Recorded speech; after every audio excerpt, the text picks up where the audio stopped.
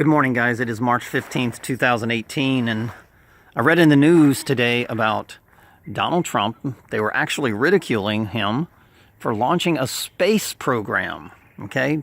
In other words, we should have a military tribunal in defending space. And I thought to myself, that's a smart thing to do. Because if you go to the local police and you say, hey, look at those chemical planes up there spraying us like rats. They say, well, I don't have jurisdiction in the sky. The FAA does, but the FAA won't do anything. So this will be another good move for Donald Trump to create an agency to protect space, right? That way they can't spray us like a bunch of roaches and poison us by air.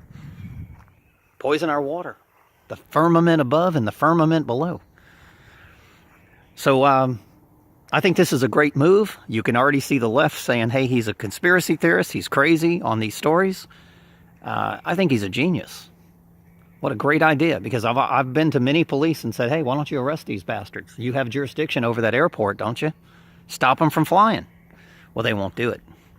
They're too busy going after truthers and shutting down their channels. I cannot upload on YouTube because a local sheriff and a local Covington police officer hacked my cell phone and falsely reported a video from another channel on a current email. Okay? So they didn't have time to go through my videos because I caught them after I walked out of the store. Now, how did they hack it? Well, when I went to go pay my cell phone bill, they motivated the cell phone store to call them when I come in. The guy walked in the back, called the police officer, and now all of a sudden I'm being followed. I pull into a grocery store about 10 minutes after I left from paying my bill. Well, and next thing you know, they're in the parking lot hacking my cell phone.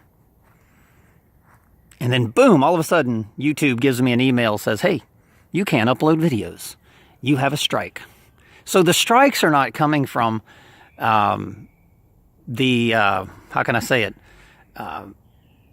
What is that? Southern Poverty Law Center, where they hired 10,000 people? No, it's not coming from that.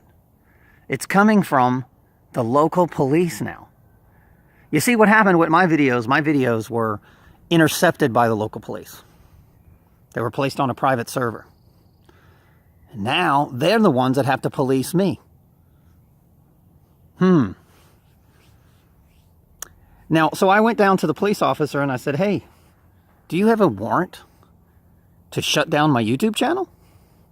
No, he doesn't. Of course he doesn't. I'd like to see that warrant. Do you have a warrant to hack my cell phone? No. Why was your Covington police officer in Abita Springs outside his jurisdiction sitting in a parking lot while my phone was being hacked by a sheriff's officer and a police officer? Oh, no, we didn't have a police officer there. I assure you he wasn't in Abita. I said, I assure you he was. I videoed it, and not only did I video it, but I have witnesses that saw them in the parking lot.